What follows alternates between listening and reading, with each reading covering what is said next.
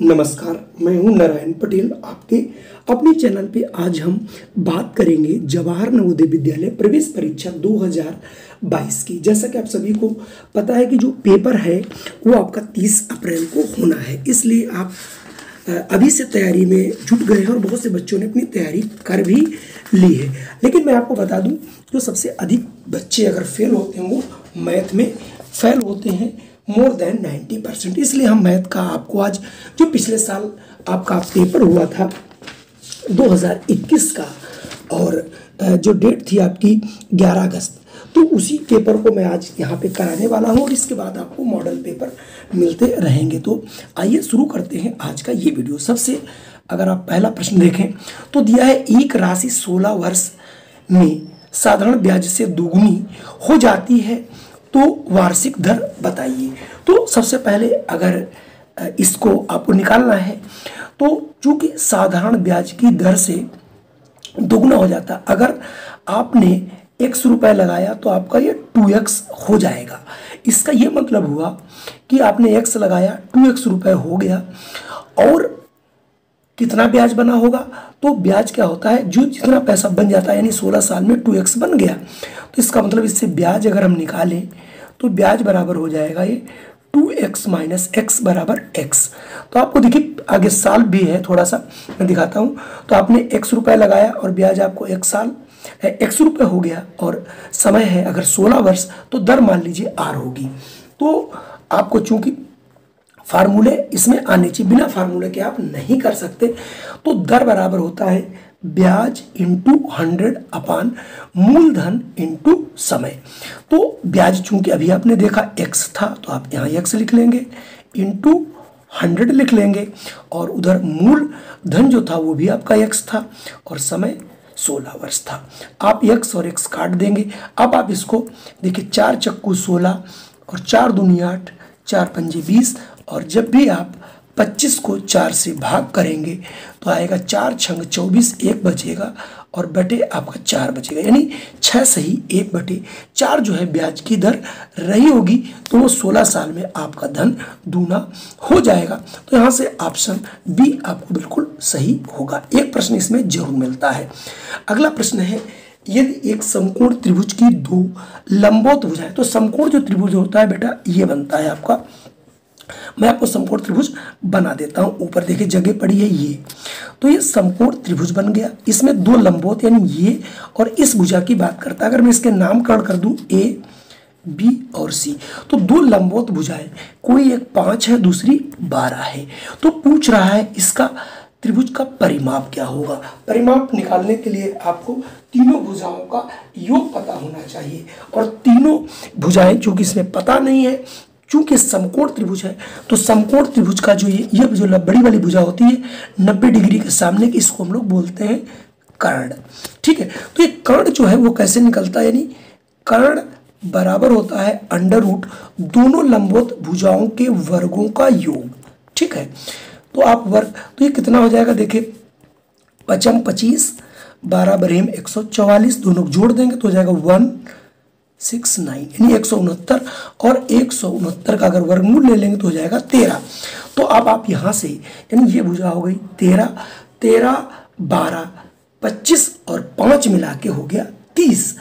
अब आपसे इसमें सॉरी क्या पूछ रहा था, परिमाप। तो आपने भुजा निकाल लिया, तो इसका मतलब इसका जो परिमाप होगा तो तीनों भुजाओं का योग होगा, तो 5, 12, 13 और ये हो जाएगा 30 सेंटीमीटर, यानी ऑप्शन डी वाला बिल्कुल सही होगा। चलिए बढ़ते हैं अगले प्रश्न पर। देखिए आपके सामने अगला प्रश्न है, दिया गया है 154 गुणित 18 बराबर 2772, तो 27.72 भाग 1.8 का मान क्या होगा। तो आप ये समझ गए होंगे कि आपने दो संख्याओं की अगर गुणा करी तो इतना आया। अब हम जो आपका गुणनफल आया उसी एक संख्या से भाग करते दूसरी संख्या आ जाएगी। तो आपको ये याद रखना है कि 27.72 को जब हम भाग करेंगे 1.8, तो इसका जो संख्यात्मक मान आएगा वो निश्चित तौर पे आपका 154 आएगा। अब ये 154 में क्या आएगा। अब आप देखिए यहाँ पर डेसिमल लगा है, यहाँ 2 अंक हैं, यहाँ 1 अंक, तो दोनों को बराबर कर लीजिए और डेसिमल हटा दीजिए। अब आप यहाँ पे देख रहे हैं पहले हमने 18 से गुणा किया था, अब हम 180 से भाग करेंगे तो इसका मतलब उसका 10वां भाग जो है वो कम हो जाएगा। इसका मतलब ये हुआ कि आपका 2772 को जब आप 180 से भाग करेंगे, चूंकि यहाँ पर 18 से आप गुणा कर रहे थे तो ये आपका 10वां मान कम हो जाएगा, यानी ये आ जाएगा 15.4, यानी यहाँ से ऑप्शन बी आपका बिल्कुल सही होगा। थोड़ा सा आपको समझना है और आपका क्वेश्चन कभी भी गलत नहीं होगा। अगला प्रश्न है, एक क्रिकेट के खिलाड़ी की 24 पारियों में रनों का औसत 28 है, यानी अगर आप 24 पारी खेलते हैं और टोटल जो रन है हर पारी में औसत देखा है तो 28, तो हमने क्या किया 24 पारियों में कुल बनाए गए रनों की संख्या, तो 24 × 28 आ जाएगा 672। अब आपने क्या किया, फिर कह रहा है 25वीं पारी में कितने रन बनाए कि उसका औसत 29 हो जाए। इसका मतलब आपने तो 25वीं जब पारी खेलेगा तो कुल कितने रन बनाने चाहिए, तो 25 × 29 यानी 725 रन होने चाहिए, 672 हैं। इसका मतलब ये हुआ तो 25वीं पारी में उसने कितने बनाए होंगे, 24 तक ये बना चुका है और ये 25वीं बनाने के बाद है, तो अगर हम 25वीं में से 24वीं के घटा दें तो पता चल जाएगा कि 24वीं में कितने बनाएगा, तो यानी 725 में से 672 जब घटा देंगे तो आ जाएगा आपका 53, यानी जो आपकी 25वीं पारी है उसमें 53 रन बनाना चाहिए। अगला प्रश्न है, एक विद्यालय में 3/5 बच्चे लड़के तथा लड़कियों की संख्या 800 है, तो लड़कों की संख्या बताओ। चूंकि यहाँ पर आपको भिन्न में दिए गए हैं तो लड़के और लड़कियां मिला के एक मतलब भिन्न होगी, तो यहाँ पर अगर हम लड़कों की संख्या भिन्न में देखें लड़कियों की तो कितनी होगी, चूंकि लड़कियों की संख्या आपको यहाँ पर दी गई संख्या में, तो अगर मैं 1 में से घटाता हूँ 3/5 तो हो जाएगा ये एलसीएम आपका 5, 5 × 5 3, इसका मतलब 2/5 भाग जो है वो लड़कियां हैं। तो आपको क्या करना है, सिर्फ यहाँ पर 2/5 भाग लड़कियां हैं, तब ये 800 हैं, तो टोटल कितने रहे होंगे, तो 1 भाग यानी पूरा भाग 800/2 बटे करेंगे, ये ऊपर चला जाएगा 5, 2 × 1 = 2 चौके 8, 5 चक्कू 20, इसका मतलब 2000 जो है आपके कुल बच्चे हैं, यानी एक जो पूरा भाग है वो 2000 है, उसमें 800 निकाल दीजिए लड़कियां, तो इसका मतलब 1200 लड़के हो गए। यहाँ से आप डायरेक्ट आंसर 1200 टिक कर लीजिए। चलिए बढ़ते हैं अगले प्रश्न पर। आपका पूछा गया था 2,02,000 को अंकों में लिखने पर क्या प्राप्त होगा। अब आपको इकाई, दहाई, सैकड़ा, हजार, 10,000, लाख अगर लिखना आता है तो आप 2 लाख तो इसका मतलब 2 लाख हो गया। अब 2 लाख के बाद 10,000 होना चाहिए, 10 में तो है नहीं, तो इसमें दिया 2,000, तो ये 10 की जगह हो गया 0 और 2,000 आपका सीधे सीधे, इसका मतलब आपका यहाँ से ऑप्शन देखिए सी वाला बिल्कुल सही होगा।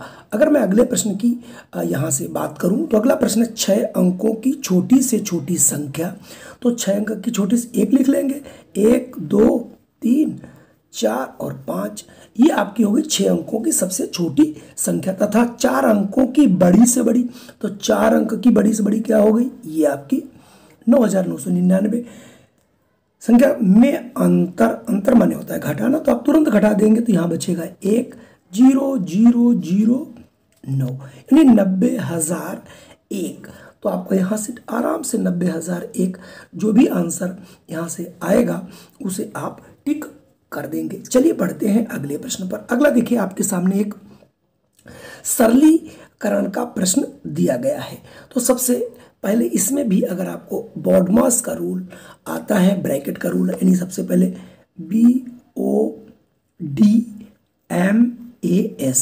यानी इसका मतलब पहले ब्रैकेट है, ब्रैकेट में सबसे पहले हम छोटा ब्रैकेट, उसके बाद मझला ब्रैकेट और सबसे बाद में बड़ा ब्रैकेट को हल करते हैं। और यहाँ पर सबसे पहले ब्रैकेट ही दिए गए हैं, तो सबसे पहले हम यहाँ पर ब्रैकेटों को ही हल करना सीखेंगे, और जब तक हम इसे नहीं हल करेंगे तब तक हमारा प्रश्न जो है ये पूरा नहीं होगा।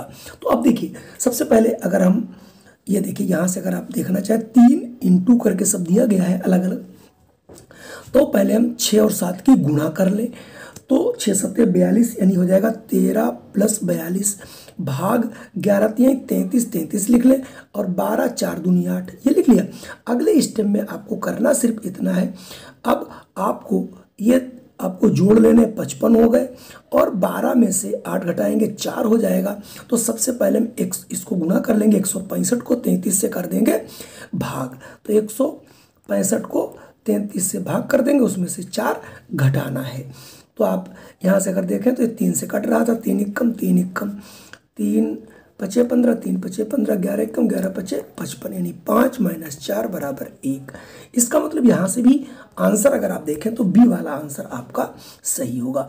अब देखिए अगला प्रश्न था प्रथम 4 अभाज्य संख्याओं का योगफल। अब आपको याद रखिए अभाज्य संख्याएं क्या है, वे ऐसी संख्याएं जो अपने से और जो है 1 से विभक्त होती है, ऐसी संख्याओं को हम लोग क्या कहते हैं, अभाज्य संख्या। और सबसे जो छोटी अभाज्य संख्या, बच्चे बहुत गलत करते हैं, 1 लिख लेते हैं ना। सबसे छोटी अभाज्य संख्या है 2, उसके बाद कौन सी है 3, उसके बाद कौन सी है 5, उसके बाद कौन सी है 7। तो 4 अभाज्य कर रहा तो चारों हमने लिख लिया, चारों को अब आप जोड़ लीजिए, 3 2 5 5 10 7 17। यानी अगर आपको कॉन्सेप्ट क्लियर है तो आपको प्रश्न करने में कोई भी देरी नहीं होगी। चलिए बढ़ते हैं अगले प्रश्न। अगला प्रश्न है 12 सही 1/16 का दशमलव समतुल्य है।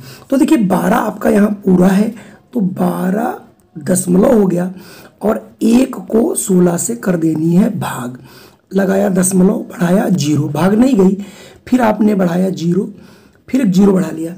अब 16 × 5 = 85, 16 × 5 = 80, 16 छकाई हो गया 96, 96 लिखा, 4 बचा 0 बढ़ा लिया तो 16 दूनी 32 हो गया, फिर आपका 8 बचा, 16 × 5 = 80।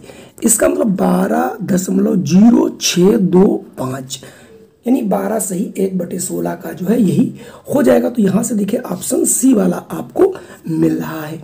अगला प्रश्न आप देखेंगे, अच्छा प्रश्न है, वह कौन सी संख्या है जो 4 6 और 8 तीनों से संख्या का गुणज हो। गुणज होने के लिए इसका मतलब एलसीएम होना चाहिए, तो 4 और 6 4 6 8, इसका मतलब 4 6 और 8 का लघुत्तम निकालना। लघुत्तम के लिए मैंने आपको बताया था सबसे बड़ी जो संख्या होती है उससे देखते हैं। देखिए 4 कट रहा लेकिन 6 नहीं, तो 8 का हम दूना करेंगे, तो 8 दूनी 16, 16 में भी 4 और 6 नहीं आया, फिर 8 × 24, 24 में देखिए 4 भी आएगा, 6 भी आएगा, 8 भी, इसका मतलब 24 इसका क्या हो गया लघुत्तम। यानी इसका 24 लघुत्तम अगर है तो जो 24 का गुणज होगा वो 4 का 8 का और 6 का भी गुणज होगा। तो सबसे पहला अब आपको ऑप्शन से ही थोड़ा सा देखना पड़ेगा कि 396 अगर आपके सामने है, ये सॉरी 396 चेक करेंगे और इसे 24 से हम भाग करेंगे। देखिए 3 से कट रहा है तो 3 8 24, 3 एकम 3, 3 तिहाई 9, 3 दूनी 6। अब देखिए 8 से पूरा नहीं कट रहा, इसका मतलब कट नहीं सकता, 4 से काट लो, 4 दूनी 8, 4 तिहाई 12, 4 तिहाई 12, यानी ये पूरा इससे 2 से नहीं कट रहा, तो इसका मतलब ये इसका गुणज नहीं हो सकता। अब आप इसी प्रकार से जो चारों आपको दिए गए हैं उनको आप गुणा उससे काट के देख लीजिए, जो संख्या पूरी कट जाएगी वो जो है 4 6 और 8 की गुणज होगी। इसका मतलब यहाँ से 696 आपको दिखाया गया है, तो आप यहाँ से जल्दी कर सकते हैं। अब मैं बढ़ता हूँ अगले प्रश्न पर। अच्छा प्रश्न है, वह बड़ी से बड़ी संख्या जो 270 426 को भाग करने पर प्रत्येक दशा में 6 शेषफल देती, तो इसका मतलब इसमें सब में 6 जुड़ा हुआ है प्रत्येक दशा में, बड़ी से बड़ी। तो इसका निकालना है आपको महत्तम समापवर्त। क्या निकालना है? महत्तम समापवर्त। तो अभिष्ट जो संख्याएं होंगी वो क्या होंगी पहले हम देख लेते हैं। तो 270 में से अगर हम 6 घटा देंगे तो आ जाएगा 264 और आपके पास है 426 में से 6 चला जाएगा तो 420। अब 264 और 420 का महत्तम समापवर्तक कैसे निकालेंगे? आपके पास 2-3 विधियां, लेकिन जो मैंने आपको विधि बताई थी वो विधि सबसे अच्छी विधि है। क्या विधि है देख लीजिए, आज फिर से मैं बता रहा हूं। इनको आप तब तक काटेंगे जब तक ये कटती रहेंगी दोनों संख्याएं किसी एक संख्या से। देखिए 2 से कट रहा, 2 एकम 2, 2 तिहाई 6 और 2 दूनी 4। दो दूनी 4, 2 कम 2, 2। इसका मतलब फिर ये 2 से कट रही, 2 से भी काट लो। तो 2 छंग 12, 2 छंग 12, 2 कम 2, 2 पंजे 10।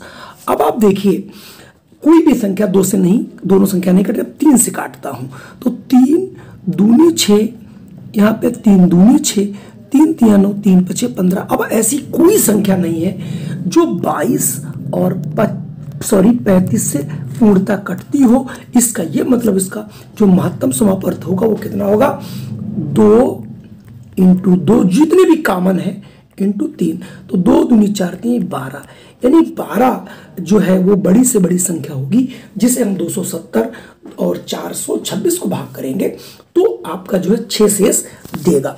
ये बहुत आसान मेथड था, ऐसे मैंने पहले भी आपको बताया हुआ है। प्रश्न संख्या अगर देखें 53, काफी आसान प्रश्न है। 7.7 केवल इसको जोड़ना है। तो आप 7.7, बस इसमें एक चीज याद रखना है, डेसिमल के नीचे ही डेसिमल रखना है, बाकी आपको कोई चीज याद नहीं रखनी है। यहाँ पर 77.0077, बस इसको आप जैसे ही जोड़ेंगे तो आपका 98.784 और 7 आ जाएगा। तो यहाँ से ऑप्शन जो है बी वो आप करके इसे ऐड कर सकते हैं। चलिए अगला प्रश्न भी डेसिमल का है और मैं इसे आपको समझा देता हूं। पहले इसको आपको 3 से क्या करना है, सॉरी 15 से गुणा करना। तो जब 15 से गुणा किया तो 45.045 आया। फिर आपने इसको जोड़ना है, जोड़ लिया, और इसको जोड़ना है। तो इन तीनों को जब आप जोड़ेंगे तो आ जाएगा 50.05875।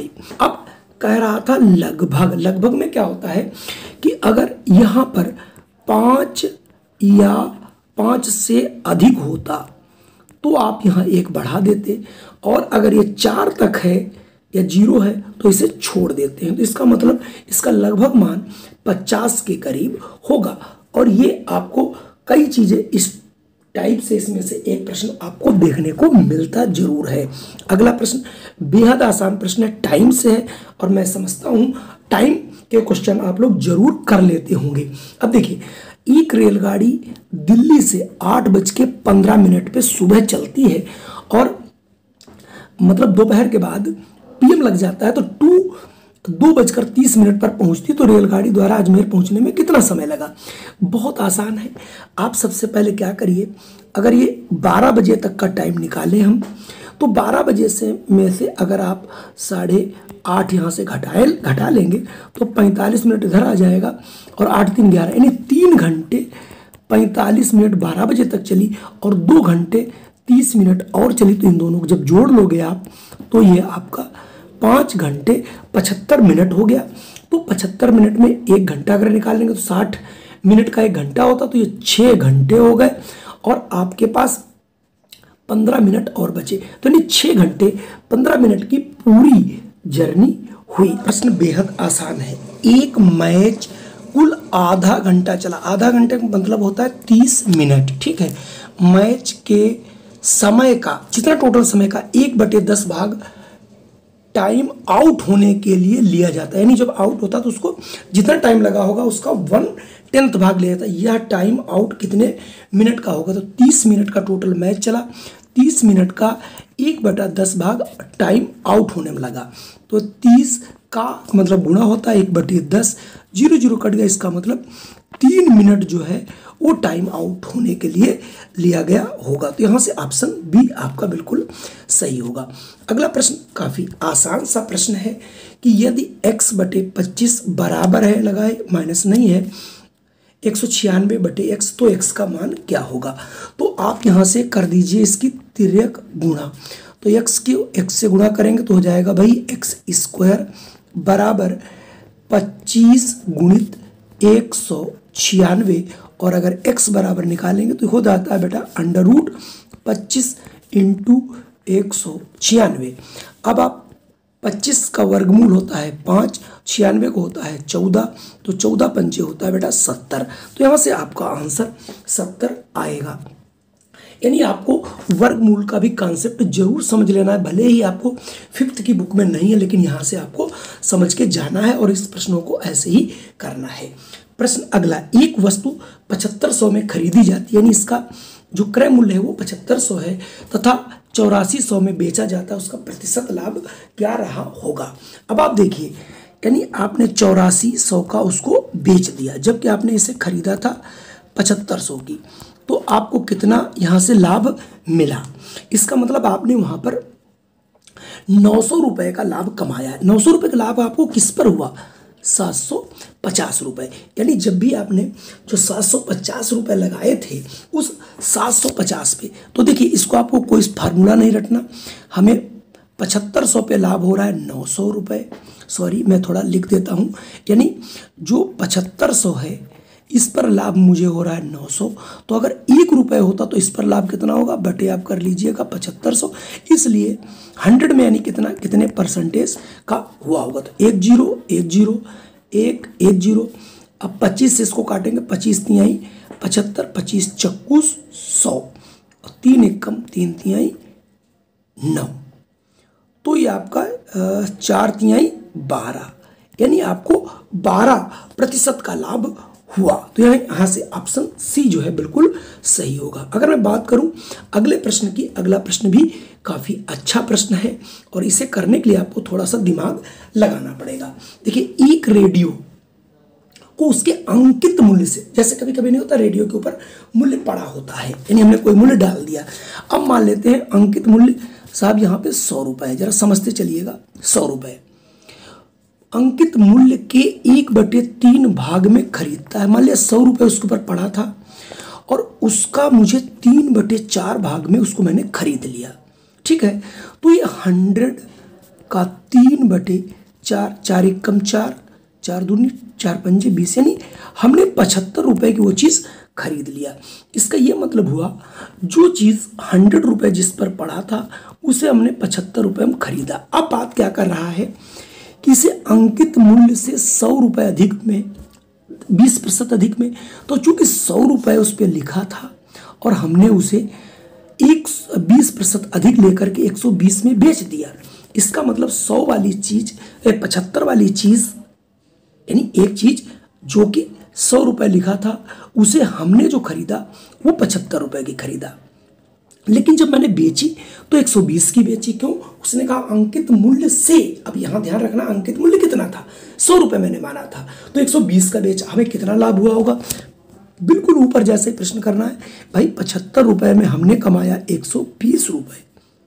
75 रुपये पर 75 वाली सॉरी चीज, जो 75 की चीज़ थी, अब इसको 75 इसमें से घटा लीजिए, सॉरी, तो 120 जो रुपये थे उसमें से आप जब 75 घटा लोगे तो आएगा ये 5 और यहाँ से 7 4 यानी 45, ठीक है ना। 45 रुपये आपका यहाँ से निकल के आ जाएगा, 7 4 11, ठीक। अब आप इस लिखेंगे 75 रुपये पे हमने कमाया 45 रुपये, तो एक पे कितना कमाएंगे, 45/75, इसलिए 100 पे कितना कमाएंगे।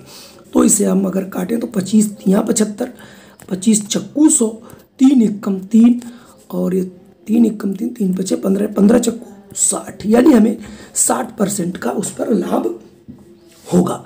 यानी इस प्रश्न को अगर नहीं समझ आया मैं आपको फिर बताता हूँ।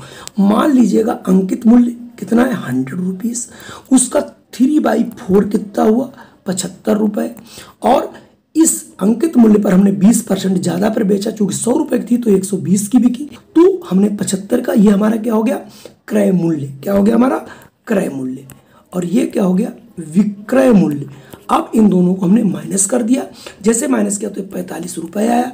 45 रुपये मैंने कितने पर कमाया, 75 रुपये पर, तो इसलिए एक पे कितना कमाऊंगा, इसलिए 100 पे कितना कमाऊंगा, तो यहाँ से 60% निकल आएगा। अगर आप एक्स मान के लगाएंगे तो सवाल काफ़ी बड़ा हो जाएगा। आइए बढ़ते हैं नेक्स्ट क्वेश्चन पे। इसका ये अंतिम प्रश्न है, निम्नलिखित व्यंजक का पूर्ण संख्या में निकटतम मान ज्ञात कीजिए। तो पहले 449 को 51 से गुणा किया तो आ गया 17,799। फिर 632 को 31 से भाग किया तो आपका आया 20.387। जब दोनों को जोड़ा तो आ गया ये 17,000 819.38 और 7। अब देखिए इधर चूंकि 4 से कम तो इसे छोड़ा जा सकता है। अब इसका मान होना चाहिए था 17,819 रुपए लगभग, ठीक है ना।